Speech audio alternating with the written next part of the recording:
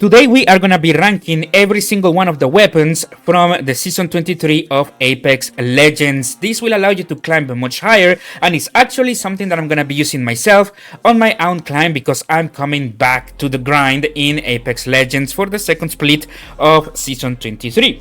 Now, I wanted to do this tier list specifically because I have noticed that a lot of people are just doing tier list based on what they feel. Not really based on mathematics and not based on test or actual data. So what I did is I went in with a camera and I tested every single one of these weapons by myself, with their damage per bullet, damage per second,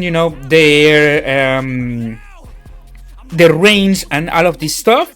And today I have for you, the results of all of these. So let's get straight into this.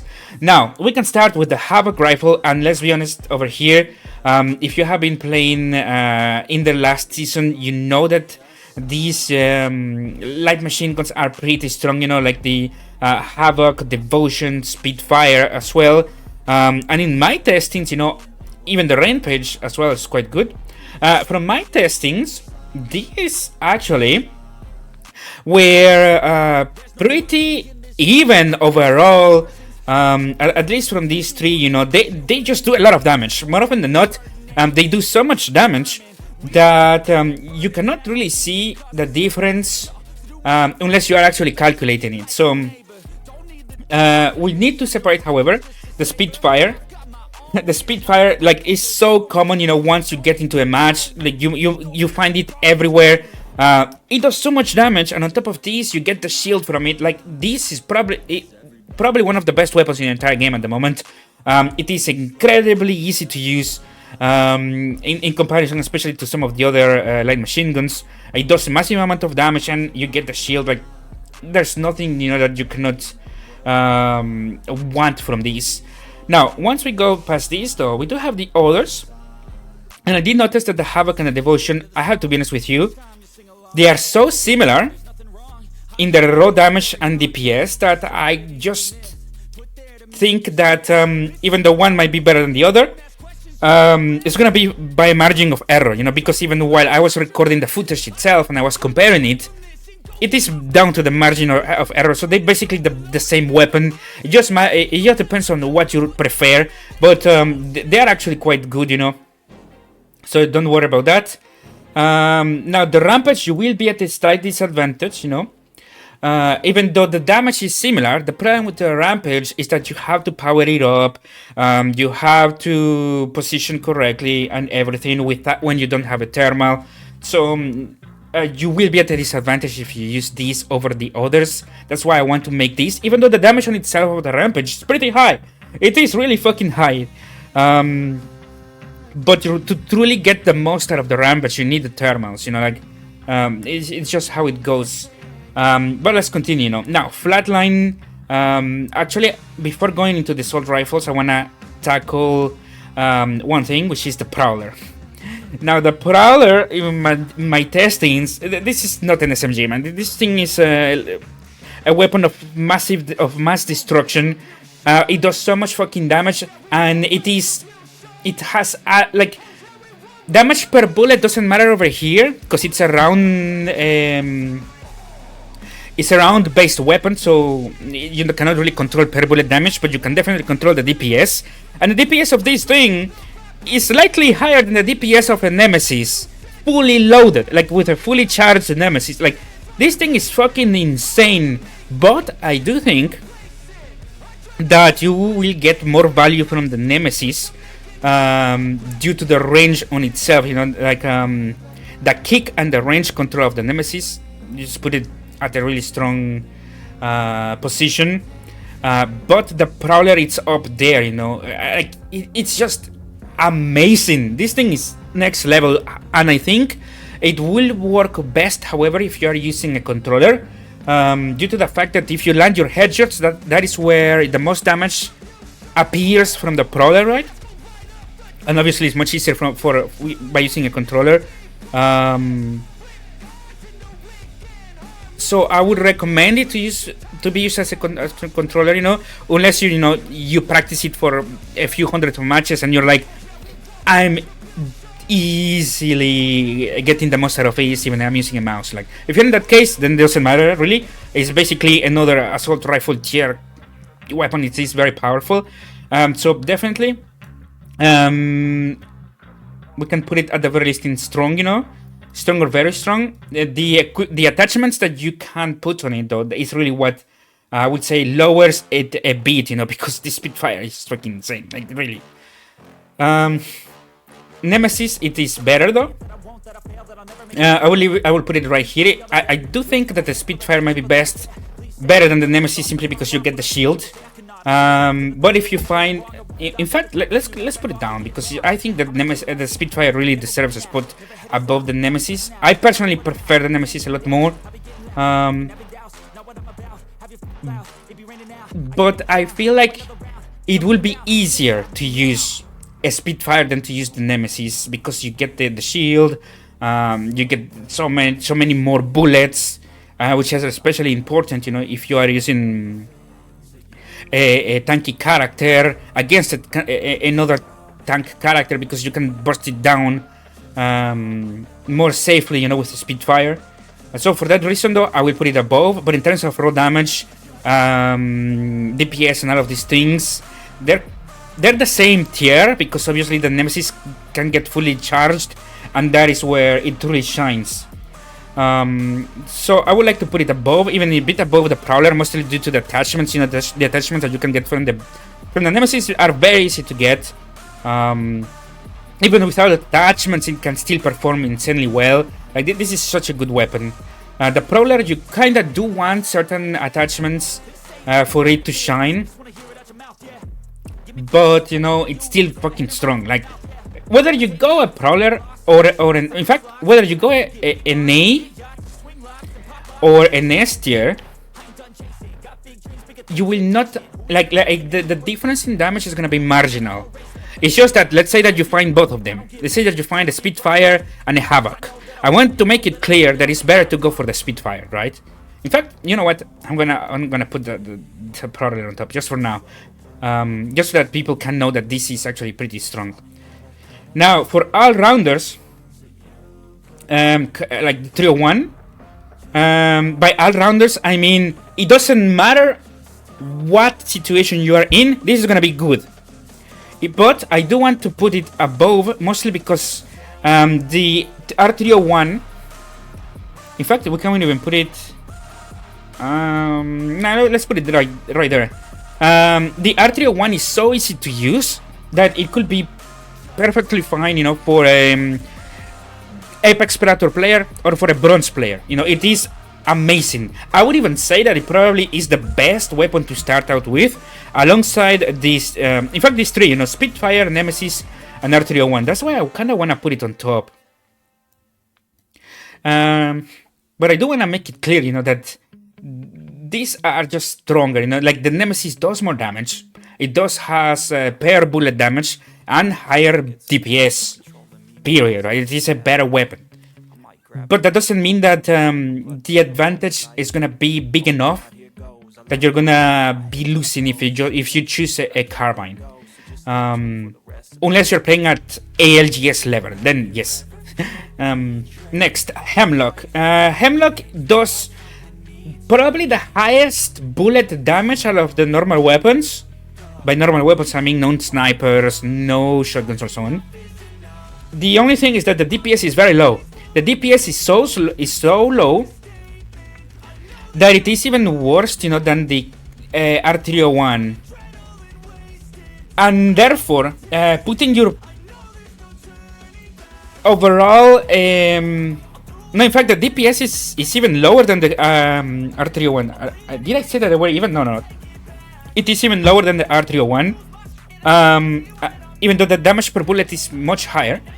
But the DPS is lower, meaning that when you are against the other three from the very strong tier, you will be at a disadvantage. That's why I want to put it over here, Rampage is better. Now, the flatline, I have to be honest with you, and this is from me literally comparing the damage that it does to the R301, bullet by bullet and second by second. flatline is worst, and if you pick it, you're gonna be at a disadvantage, mostly due to the hit back that you get. Now, if you are perfectly controlling this weapon, then I would put it in all-rounder. But otherwise, let's say you are starting out, you're gonna be at a disadvantage. That's why I'm gonna just put it at all-rounder. But the problem is that most people do play in the lower levels, so you will be at a disadvantage for playing this. Because even though the damage per bullet and the DPS is pretty high, the kickback is probably something that most people will not know how to control, let's say if you're a gold player, right? Or a platinum player. Sure, even myself, I used to be diamond, and I probably, well, even back then I had a lot of hard time, controlling the kickback in very intense scenarios. But since I know that a lot of people do spend a lot of time training and mastering this stuff, I'm gonna put it in all-rounder. After this, R309 is extremely fucking broken, but the R99 is extremely broken, but since it's a red weapon, I don't really want to just say that it's the best, because it's literally the best. But at the same time, in fact, let's just put it. It is really good. Period. Alternator is trash. We can actually do this. RE45 is uber trash. Now P20. Now these weapons right here, P20 alongside the shotguns, I am gonna consider them as akimbo. I will not consider the individual one, because they're fucking dog shit. Period. Like they're below uber trash. But in akimbo mode, they're actually quite good. I would say over here, really. Now you will be at a disadvantage. The problem is that if I put it over here, there's a lot of people who are gonna watch these and are not gonna know that I say that. I'm gonna put it right here, Because no, that's not true. Akimbo is really good, so I'm gonna put it there. Wingman's kind of trash. No, actually, it's kind of okay, but you will be at a disadvantage. It's better than this though. Now Mozambique Akimbo. Actually, weak. Let's put it like this: weak. This is gonna be better, because now it does make sense. Mozambique. Where is it? Did I not put the Mozambique? Oh, here. There we go. This makes more sense, Windman is quite weak. But for those there's a lot of people who only play Wingman, and therefore, they will have a very high headshot rate. And in those regards, it is better than all of these weapons. The only thing is that you will be at a disadvantage. So you better know that, Volt, you're gonna be at a disadvantage. Car is trash. Elstar is really fucking good, man. Elstar is the best all-rounder weapon in the entire game. In fact, I'm gonna put it like this. Elstar is really good, man. In fact, I wanna put this over here, because otherwise it sounds weird. Yeah. I do want to make it clear that Havoc and Devotion are better than the Flatline, by the way. G7 is very strong. Triple Drake is uber trash. 33 is uber trash. Bosek, you will be at a disadvantage, but it's okay. Charged Rifle, it's quite okay. Actually, Charged Rifle, I was surprised, and it's pretty fucking good, man. But obviously, it's not better than the Sentinel. Sentinel is the best snipe. No, yeah, Sentinel is the best snipe. No, I would put it like this. And then Kraber is kind of dog shit. It's kind of dicks. I can't put it there though. It's definitely better than the others. Eva 8. Now the thing about the Kraber is that it does not one shot anymore. It takes 2 hits no matter where you hit it, even the head. It takes 2 hits, which is the same thing as an empowered Sentinel. Literally the same damage. However, it is so easy to use. The Kraber, like, it's so brain dead. It's so incredibly brain dead that I will really recommend to anyone that is using a sniper to swap your sniper into the Kraber. Sorry. It's just very easy to use. Mastiff shotgun. Mastiff shotgun is very strong. Definitely stronger than the snipers. Not stronger than Devotion though. It's very powerful though. Eva 8 is quite okay. Definitely better than yeah, like that. No, Eva 8 is an all-rounder. Let's put it over there. In terms of raw damage, all shotguns are the same in terms of raw damage. What truly changes is how they are used. Because Peacekeeper, for example, is extremely fucking broken when you are in a corner. Same for a Mastiff. But the Eva 8 is really good when you are out in the open. So these weapons really depends on what happens, on where you are. Sorry, these weapons really vary depending on where you are. Eva 8 is quite good, honestly. I kind of want to put it in strong. I don't know. I'll run the same thing for Peacekeeper. I do think that the Mastiff is much better because it has like the same range, similar damage. There's nothing going for the Peacekeeper. The Mastiff is even faster, has higher DPS. The Mastiff is the best shotgun, but it's not always the number one priority because a lot of times, the Eva 8 also shines, like I mentioned, if you're out in the open. So I'm gonna put it maybe now this is just in terms of raw damage, right? Just in terms of raw damage. Now let's put some practicality to all of these. What things actually work? Honestly, almost all of these is gonna be really good. In fact, I'm gonna are like this. Triple Tag is probably the worst weapon. No, 30 is the worst weapon in the game. This is kind of like that, Yeah, this is pretty good. Practicality and mathematically speaking, very strong. This is what you want to get almost always. Havoc and Devotion works. Like, listen, if you are in the A tier or S tier, doesn't really matter what you pick. It's a good decision. From B and under, you are gonna start to have a bit of a disadvantage. B is gonna have a very marginal disadvantage. You will have a disadvantage, but it's gonna be small. But from this, you're gonna be at a very clear disadvantage. Like a C and under, if you're in E with one of these weapons, you basically are trolling.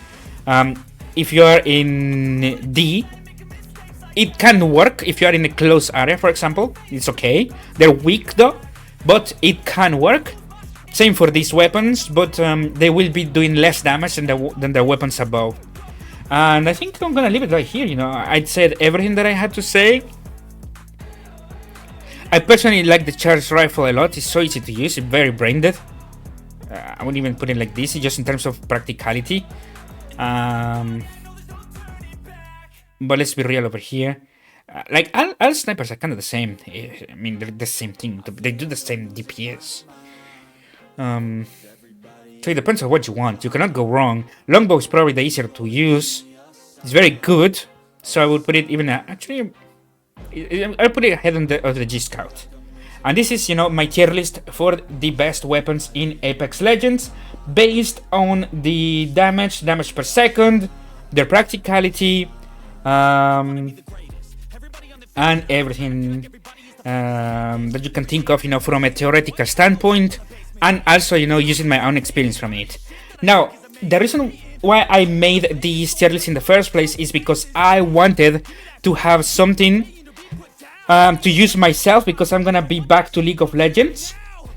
Sorry, I'm gonna be back to Apex Legends soon, after a very long break. So I wanted to be up to date to what's good nowadays, and I couldn't find any good information because most people say stuff like, "Oh, the flatline is really good because it works for me," and then they realize that they could be higher.